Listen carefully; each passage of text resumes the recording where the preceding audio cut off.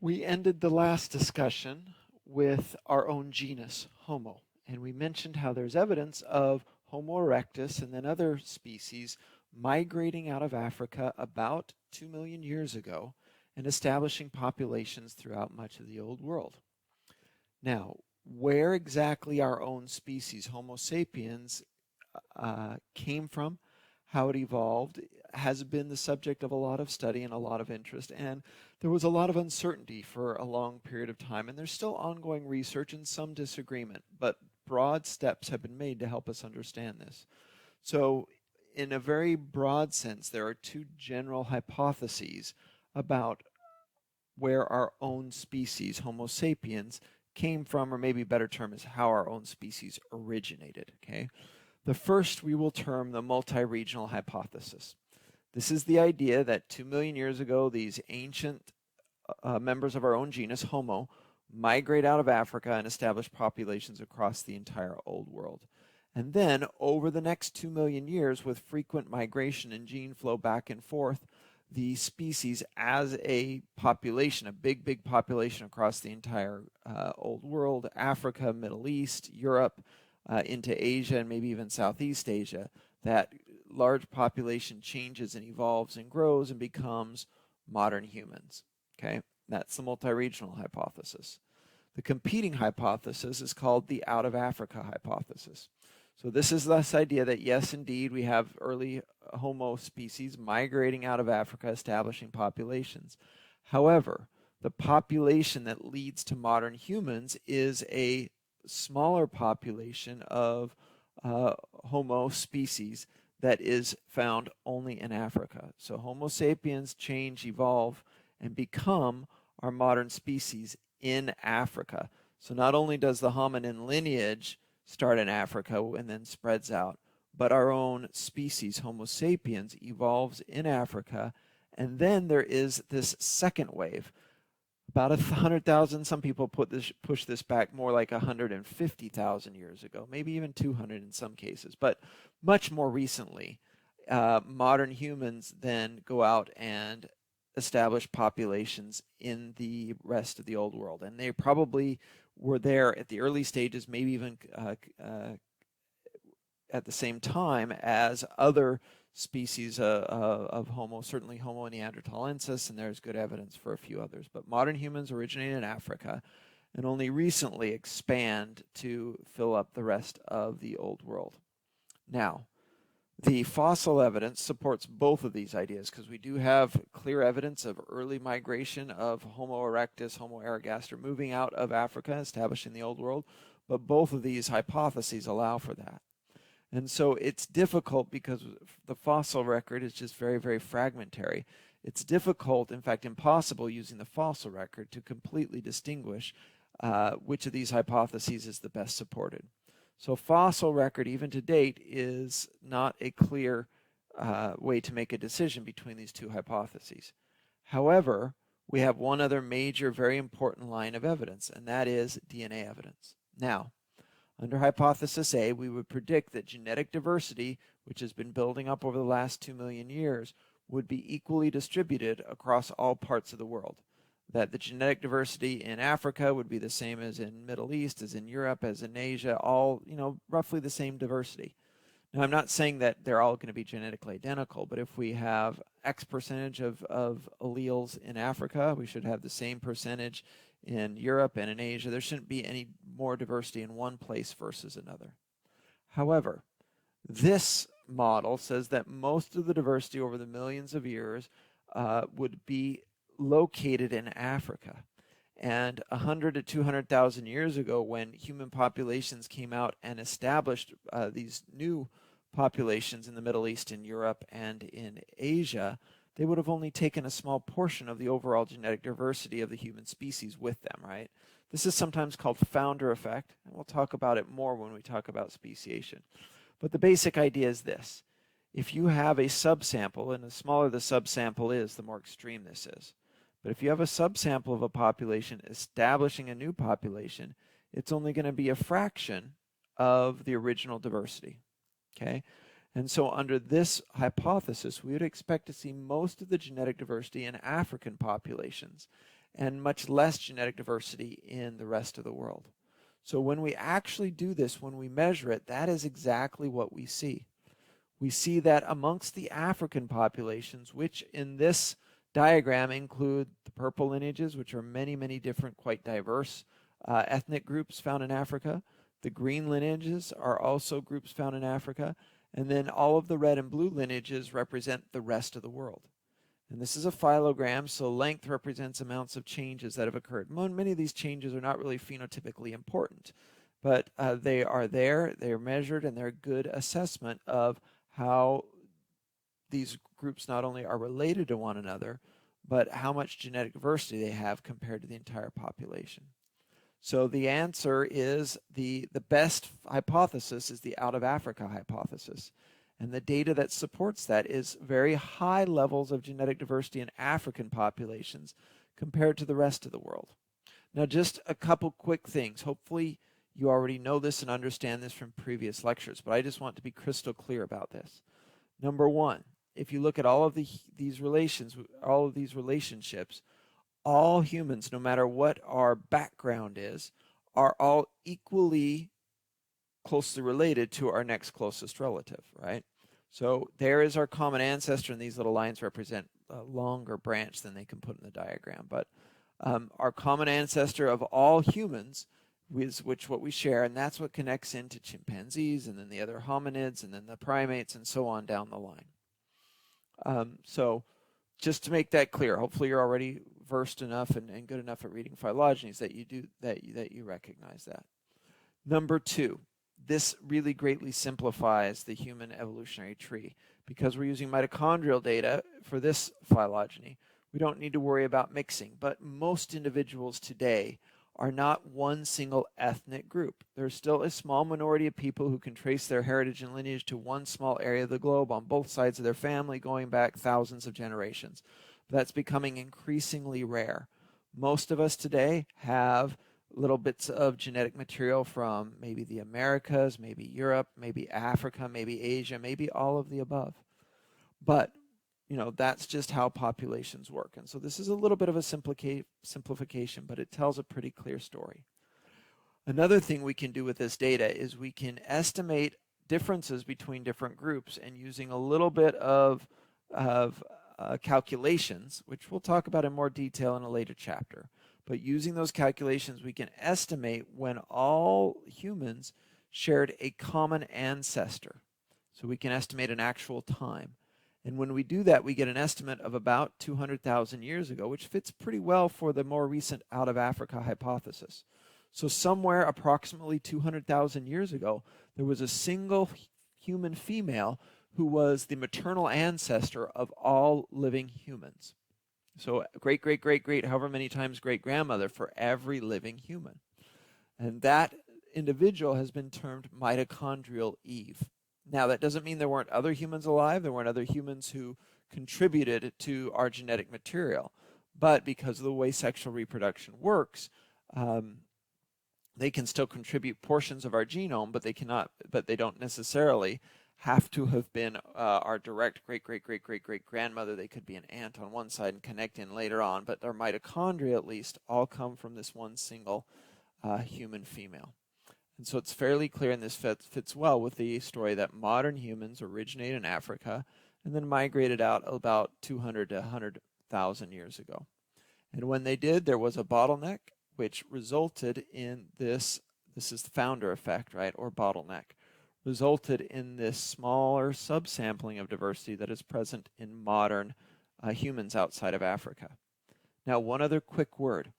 When we judge diversity, we do it often on very, very rapidly, quickly changing things. So when we look at someone, we look at the language, right? The cultural habits that they have. What do they do when they get married or when they celebrate coming of age or something? Those things are very, very rapidly changing and evolving. We also use physical cues that are only a very, very tiny fraction of all of the overall genetic diversity. So if we're looking at face shape or skin color or hair texture, those things can be quite different as we move from different areas of the world, but that's a tiny, tiny fraction. And when we look at the overall genetic diversity, Again, African populations taken as a whole are much more genetically diverse than all of the rest of the world combined. Now, very recent history. Homo neanderthalensis and a couple others that are more recently discovered, but very closely related species to our own, Homo sapiens, coexisted with modern humans and lived up to, and maybe even a little bit longer than this, but lived at least up to 50,000 years ago. Neanderthal fossils have been found throughout this region that's kind of the darkened here, so primarily southern Europe and a little bit into the Middle East. That's where the Neanderthal remnants have been found. And we also find modern human remnants in this same area at this same time. So it's clear that we coexisted with some of our close relatives. And this brings up one other important concept. When two very closely related species are coexisting, sometimes there is the potential for gene flow, for mating between different individuals, between species. Now, this is rare, and if it occurs too much, then eventually we no longer will have two separate species. Eventually, enough genetic material gets exchanged that we just have one large species. But this happens in many other species also. So lions and tigers, for instance, can mate and have offspring. Those offspring have issues, and this is another thing we'll get into when we have our speciation discussion in a later chapter. But they do not mate enough to blur, to break down the boundaries between the species. Still very clear and easily discernible species. And there is very strong evidence that this occurred between humans and Neanderthals also, going back again, ending at about 50,000 years ago when Neanderthals as a large group go extinct. So when there is a small amount of intermixing, but not enough to break down the barriers between species, we call this introgression. And this leaves a signal in the DNA of both species. And so we can see very small percentage of human beings, if they have ancestors from this overlapping area, very small percentage carry a few small, usually not very phenotypically important, but a few small genetic remnants of the Neanderthal lineages. So exchange of genetic material, a very small number of alleles, of genetic markers making way into human population from Neanderthals. Now, there's also more recently been other groups that have been found that also looks like some small amount of introgression occurred. And there's some debate as to whether these represent completely separate lineages or maybe a different, just a subpopulation of Neanderthals. So you might have seen or come across this term Denisovians. Don't worry too much about it. But just know introgression, it definitely occurred between Neanderthals and modern humans, but just a small amount of gene flow, but enough to leave a genetic signature that we can still see now as we sequence Neanderthal genomes and human genomes. Now, in the next discussion, we're going to talk a little bit about what makes humans different from other hominins, other hominids, and then all other animals going out to, we can look at even some very intelligent organisms very, very distantly related from humans. What makes us unique and different? As we do this, we look first at our very close relatives, right? Because they are going to share the most in common with us. So this is an artist's reconstruction and interpretation based on the fossil evidence of Australopithecus afarensis, Lucy. Now, one thing I just want to mention, as we look closer and closer and gather more data, oftentimes the lines that clearly define what it means to be human, what it means to be Homo sapiens, are not maybe as obvious as we once thought. So for instance, using tools. It's now very clear that many, many organisms use tools, all the way from octopus to birds to dolphins to, of course, many primates use tools, sometimes quite complex tools. Many organisms are able to solve problems. And it's very, very likely, given head size, given the limited data that we have from the fossil record, that our close relatives were very, very intelligent. Not nearly as intelligent as modern humans, but certainly very, very intelligent on the overall scale of organisms. Not only that, but many of the features that we think of as, uniquely human are very likely, at least in part, and maybe even to a huge extent, to have evolved fairly early on in the history of the hominin lineage.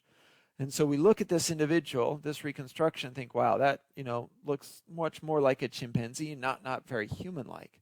but realize this is an artist's interpretation. And often what we know about extinct species from the fossil record is fairly limited, and there's a lot of interpretation. Now, I'm going to show you some alternative interpretations. And again, there's a lot of guesswork here, but it's very, very likely that Australopithecus would have shown a range of emotions and a range of behaviors that might have been much more human-like, or at least maybe we'd even say it advanced. That's a little bit of a biased term, but would be much more human-like than maybe like chimpanzees or other hominids.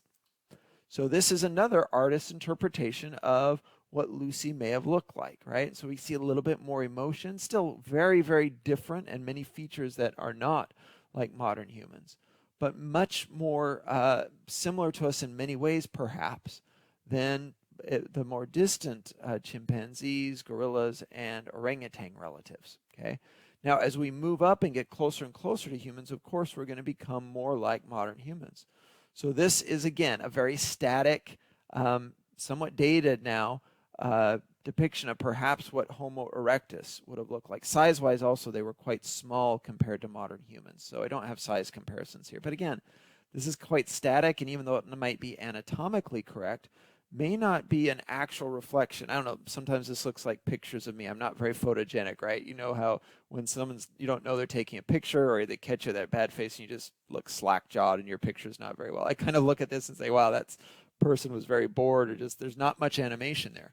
But it's very possible, maybe even very likely, that they were much more like us in many ways, in both behavior and emotion, in the way that their societies were built and their social cues. And so we look at these individuals and say, yes, they're still quite different from modern humans in many ways anatomically, and they're distinct and different. But many of the behaviors, perhaps early languages, and many other things would have, if we looked at them, would be more human-like than ape-like. And so Homo neanderthals, again, the one I showed you at the beginning is, again, kind of static, not very lifelike, but there have been many, and there's a couple, a man and a woman, husband and wife team, that do some of these very realistic and I think thought-provoking and maybe even quite accurate things. So we know quite a bit more about Homo neanderthalensis than we do about our other species, because there are many more representatives that we've found, and we can sequence their DNA and maybe even look at, you know, what color hair they would have had, maybe other behavioral genes. If we understand the human genome and what different alleles convey, we can maybe make some good guesses and good estimates about their behavior. And so as we looked at reconstructions, these are all Homo neanderthalensis, we might see a lot more that we relate to, and a lot more similarities than differences if we looked at these very, very close relatives. And this final one is from a museum in I think in Germany, but it is a Homo neanderthalensis reconstruction next to a ancient but anatomically modern human. And so there were distinct differences, physical differences. There's a range, you know, some are the individuals are a little taller, a little shorter, a little less robust, more robust. But there are fairly clear differences. But again, two very, very closely related species that lived simultaneously and overlapped with one another.